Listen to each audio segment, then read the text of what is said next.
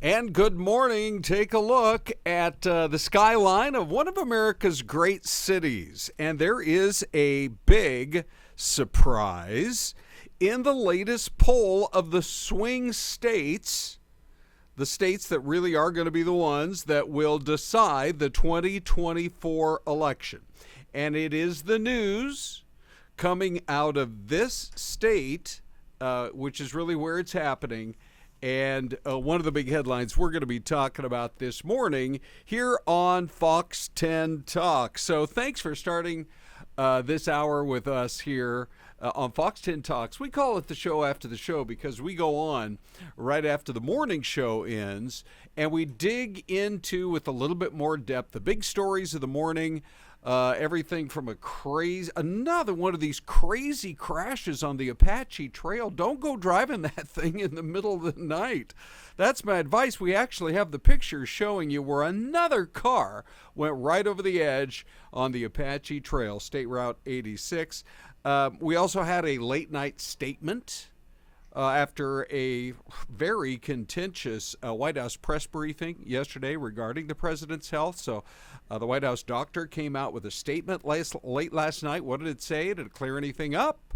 Or did it raise more questions? And we're also going to dig into why Alec Baldwin's chances of getting through this brand new trial, which just started today, the manslaughter trial, his chances of getting through the trial without being convicted may have just increased this morning.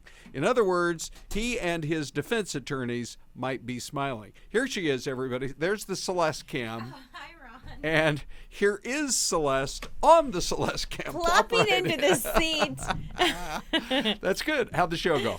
It went great, Ron. Did you drink your whole 64 ounces of water right I there? didn't, but the plan is that it's hot outside, 117. We all need to drink more water. I know. And electrolytes. Yeah. Good point. Because we sweat out that stuff, and water doesn't replenish all that. There's a reason they invented Gatorade. Syleste, we are talking about the city of Milwaukee, Wisconsin this morning because there's a brand new poll out of Wisconsin. Mm-hmm. Now, keep in mind, that is, what does that building say? Northwestern Mutual. Boy, that's an eye test. Isn't it? It is. Good for you. I think we both passed, and then you got U.S. Bank over there to the left. But the focus is going to be on downtown Milwaukee. You know, a few blocks from here is the convention center where the Republicans are going to be meeting in a few more days. And these brand new polls, Syleste, to me are absolutely fascinating. Mm-hmm. And as the Republicans gather there soon, in Milwaukee, this is the state. There's a new swing state poll that shows one state that, amongst all of them, it's been fairly close, but Wisconsin has been reliably lean blue. But we have two new polls, and it's, to me, I mean, Biden's got to win Wisconsin. Yes. Because right now Arizona looks like it's trending red. Nevada looks like it's trending red. Some of these other states as well. But Wisconsin, if it holds strong for the Democrats, he'd really have a good shot. But anyway, there was a poll there after the debate. Bloomberg had it, and this poll was taken July 1st through the 5th. So it was all after the debate. Yes, it was. And Bloomberg had it 47-44 for Biden. Oh. And so it looked like the blue wall was holding in Wisconsin. And there had been a Marquette poll earlier where it was 50-50. Well, this new Emerson poll has it 47-44 for Trump. And a new Fabrizio poll has it 50-45 for Trump. Those are the two most recent polls. And you would think that as they get ready to gather there in just a few more days in Milwaukee, that's the exact kind of, I mean, why do you pick a state or a city to have your convention?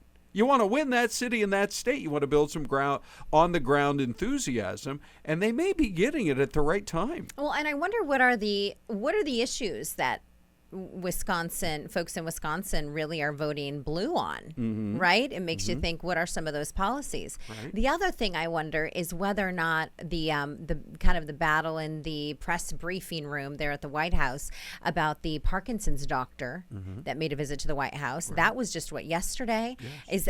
Is that going to have an effect on what sways people there in Wisconsin as well? I'm so glad you brought that up. We're going to dig into it right now because late last night, there must have been a series of meetings. I'm imagining the press secretary, Corinne Jean-Pierre, coming out of that White House press briefing yesterday, plopping down in front of the president there in that big chair across from the desk in the Oval Office, saying, we got to do something. She'd probably ask for a towel to wipe the sweat off her brow because it was, they really put her under pressure. Correct. Yes, they did. For good reason. I mean, they should answer questions. Yes, absolutely. And people wanted to know, okay, well, if this doctor, who, by the way, his name is Dr. Kevin Kennard, we've managed to learn that much. If he went to the White House and he's an expert in Parkinson's and he went over and over and over the last several months, shouldn't you guys be telling us more about? Is there a diagnosis of Parkinson's or what's been going on? So that give and take sounded like this. Has the president been treated for Parkinson's? No. Is he being treated for Parkinson's? No, he's not. Is he taking medication for Parkinson's? No. But that was just the beginning of it. And there was one reporter who said, well, you're not answering a very basic, direct question. Yes. And when the press feels like it's being stonewalled, it generally doesn't go well. No. So that letter comes out last night. It was from the White House, and it was from not Kennard, but from the White House doctor, the president's physician, Kevin O'Connor. And he'd said he'd obtained permission from the president and Dr. Kennard to share more, that he, and this is directly from the letter, that he was the neurological specialist that examined President Biden for each of his annual physicals. His findings have been made public each time. I have released the results of the president's physical. He has not seen a neurologist outside of his annual physical. So maybe the question should have been, why was Dr. Kennard there? Correct. Because was he treating someone else? Well, was part of this note said that he makes regular visits in support of the thousands of active duty members assigned in support of White House operations. I didn't know that there were thousands of active duty, basically military members, or active duty anyway, who might be, around the White House. So, but anyway, they say they do it for neurological issues for them. Oh, for the people who are working at the White House and Correct. Who need to see him. Yeah. So, I don't know. It does raise more questions, but the bottom line is this. This polling, Celeste, I think you're going to find it really interesting. And I want to get your take on it because, Wisconsin is starting to look a little bit better for the Republicans, but there is this really interesting poll that looks at just a couple of things. In Wisconsin, he is down 2 points. Trump is down 2 points to Biden in the 18 to 34. Okay. That's the only age group he loses. He's up 3 points, 35 to 49. Up 17 points, 50 to 64. Wow. 65 plus, it's basically a wash. It's a 2-point win for Trump. But here's my question for you. Trump is down 7 points to Biden among all women in that swing state. Oh, interesting. Matter of fact, let me just show you right here. Here are the two men we're talking about. But he's up 19 points among all men.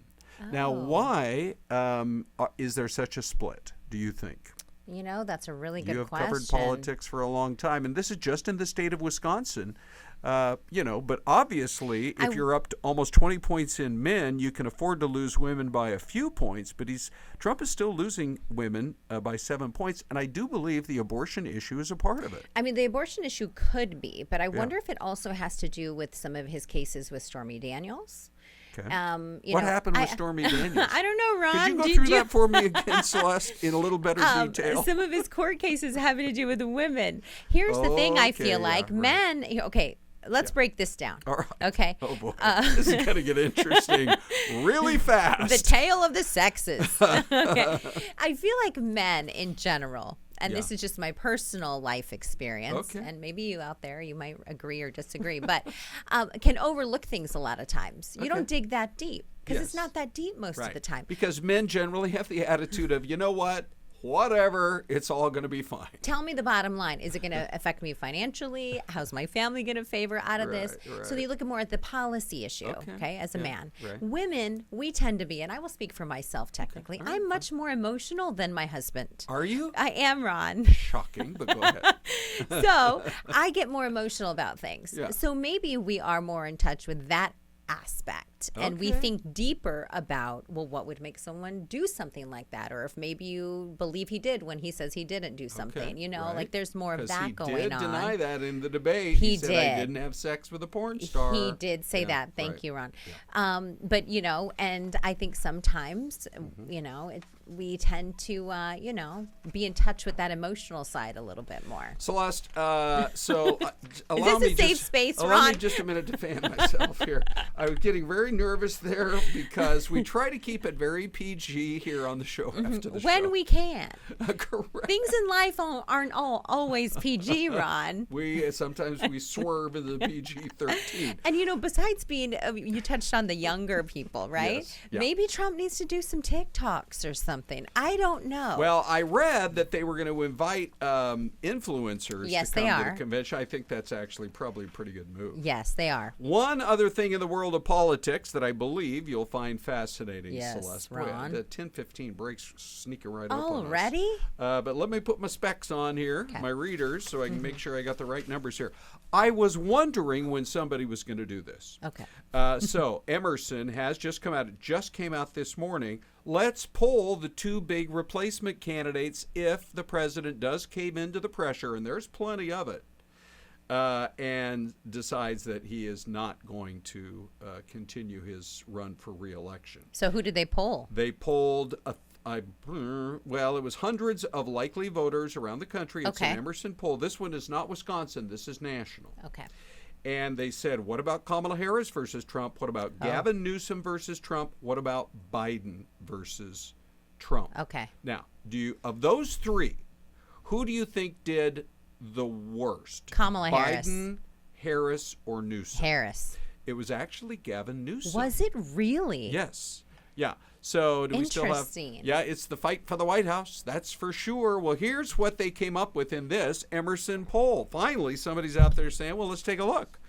And what about the argument that that Joe Biden could cost them the presidency?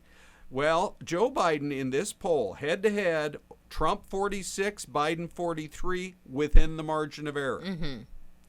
You put him up against Kamala Harris, not within the margin of error, 49 to 43. Wow. 6 percentage points.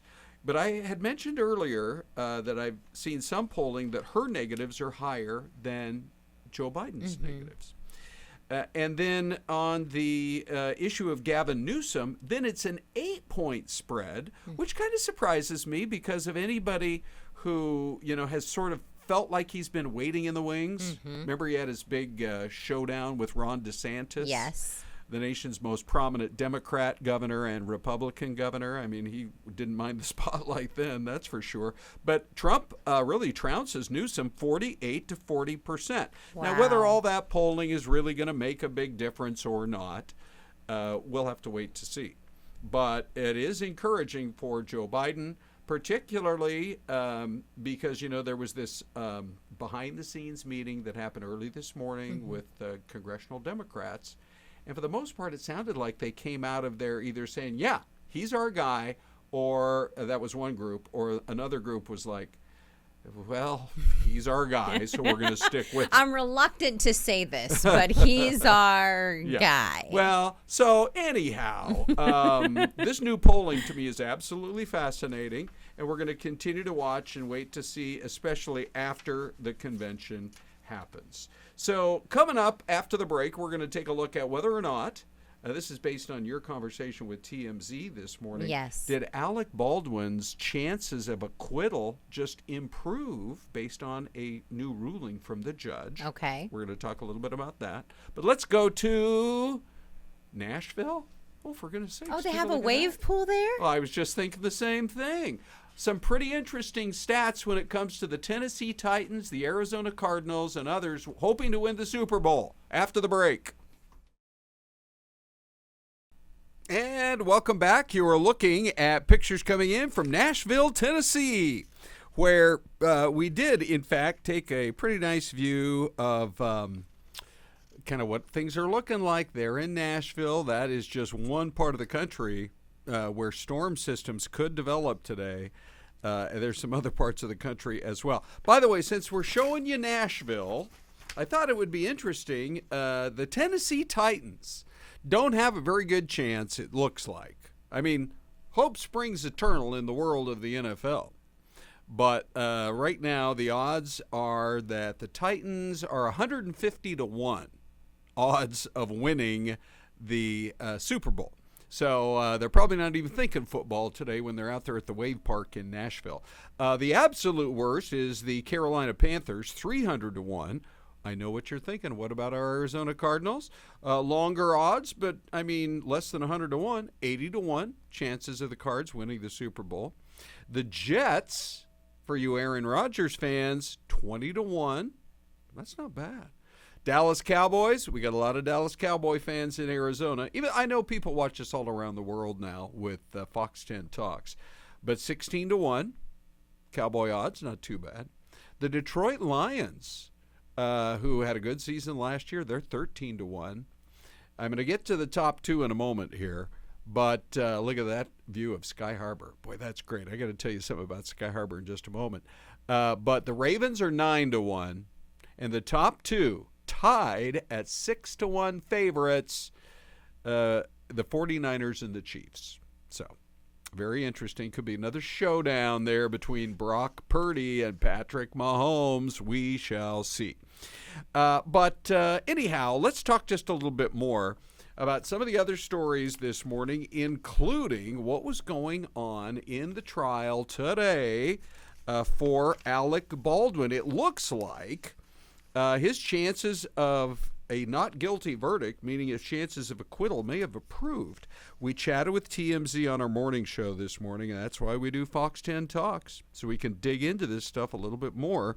Prosecutors wanted to show that Baldwin's dual role, because he wasn't just the star of the movie, he was executive producer, that he was under financial pressure to get the movie done quickly, and so they could kind of build a whole argument for the jury that maybe they didn't dot their I's and cross their T's. But the judge ruled it would be too confusing to explain to the jury his dual roles as both an executive producer and as the star of the movie.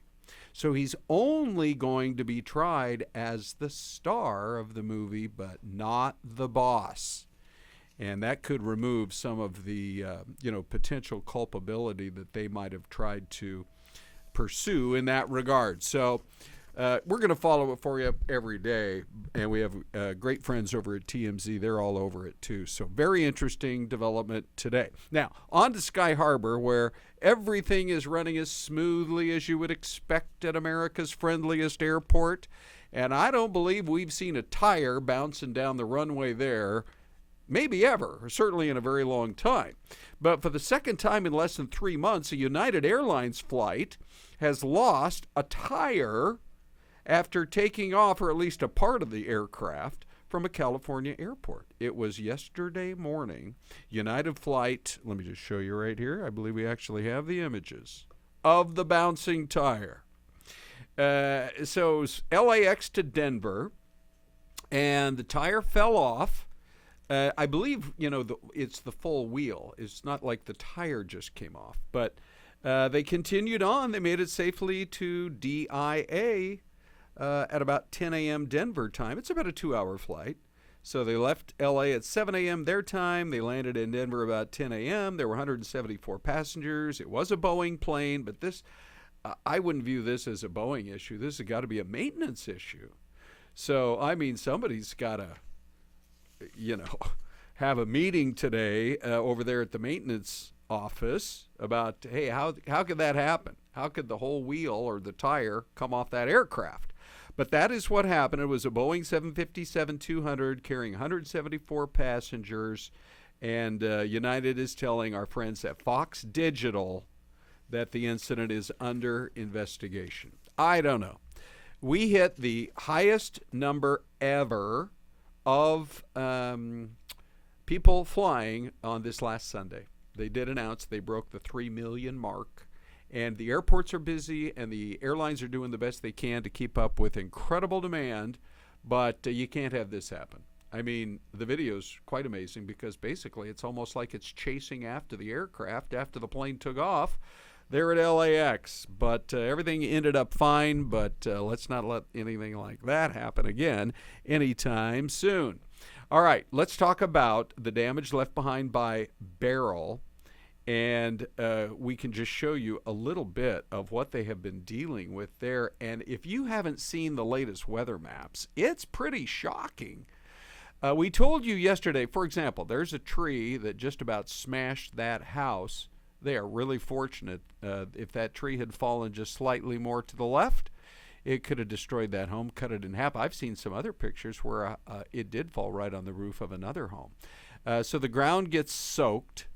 And then you get 70 or 80 mile an hour winds, and this is exactly what happens, and this is what happens.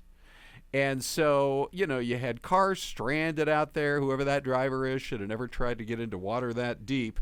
But the thing that makes it so interesting now is that the remnants of the storm, if you can believe this, stretch all the way from Little Rock, Arkansas to Detroit, Michigan.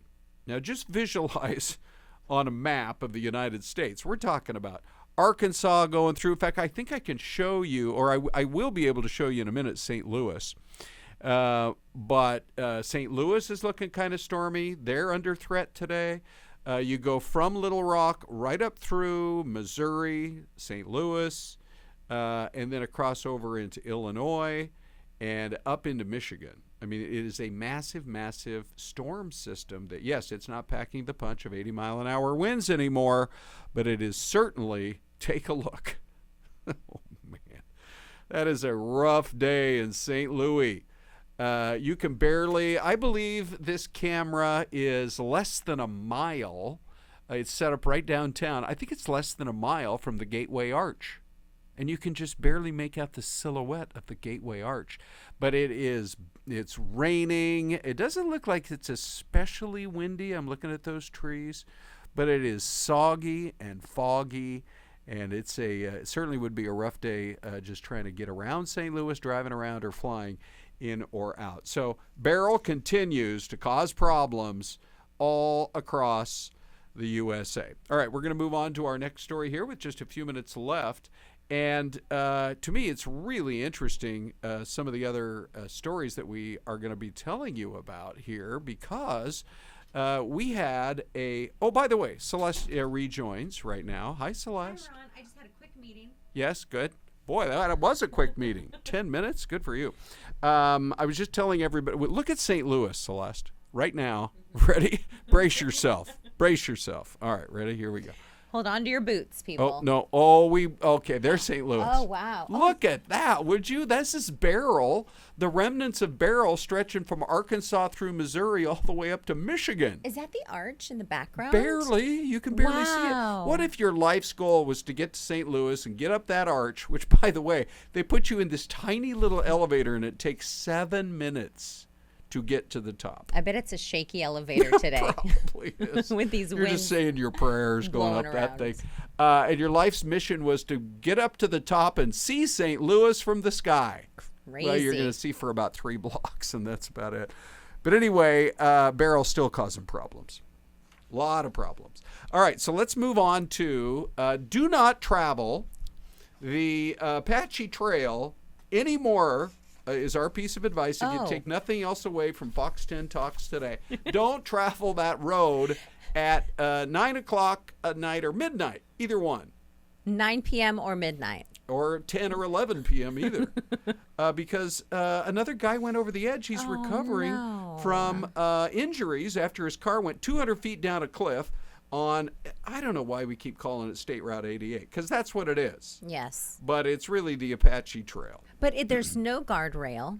It's a very narrow road. Yes. So what makes people think they can get in and out? There's no lights. Yes. It's a very dicey path. Yeah. So the thing is, the car crashed down there in the graveyard, they call it, where there are already 10 smashed up cars on one particular curve. Wow. You just can't drive it late at night. So apparently it happened at midnight, just a little bit after midnight, Saturday night going into Sunday morning, July the 7th. And the guy attempting to turn around the curve, missed the edge. And it's like maybe, I don't know if you've ever had a nightmare or a dream where you're in a car and it's about to go over the edge. And it does go over the edge. And you have no hope because it's right up against the cliff side there. Anyway, the guy was, DPS and AMR crews were called in. Barbara Ford from AMR said it's a terrible drop. We wonder whether the person is even alive down there. No. But the patient was responding, so we knew we had to take it up a notch and get people down there as fast as we can. Oh my gosh, the person was responding. They survived that 200-foot drop? I don't know if it was, if Wow. somebody else saw the car go over the cliff. We have to learn more. I'm sure we will. But Yes. just don't drive the Apache Trail at 12:30 in the morning, bottom line. Okay, Celeste, should we go to the mystery camp? Let's do it. All right, here Do we have go. the emoji? Yes, we need the emoji. There it is. We can't forget this guy. Oh, that's a great shot. So where would you see, a sort of a complex there on one freeway. And then a big city on the other. And then a big city further down the line. I'm going to go North Carolina. Okay. Just for fun. Do you want to call out whether it's Charlotte or Raleigh or I'm going to go Raleigh. Fayetteville? Okay, you got a Raleigh, North Aren't there Carolina. lots of cities that are like close to one another? Right. Would you also like to guess Charlotte as well? Both of them? Yeah, let's do both. Okay, then I'm going to take two guesses as well. Okay. I'm going to say, because I'm pretty sure it's one of these two, and I'm not sure which. Pretty sure it's either Houston or Atlanta. Ooh, Atlanta maybe. Yeah, so here we go with Celeste on the cam, and let's see what we got. Celeste? Sandy roll. Springs, Georgia. Oh, well, that's Atlanta. I mean, that's a suburb. Seriously. Ron, you were wrong. It was Sandy Springs. Good. So that city, forget that there's a gigantic city 8 miles down the road from Sandy Springs. Good, I lose again. Celeste, we have to wrap it up. Already? Yes, I know. Oh, I got to schedule my meetings later next time, Ron. Thank you for your patience. Have a great day, everybody. Thank you for watching us. We'll see you tomorrow.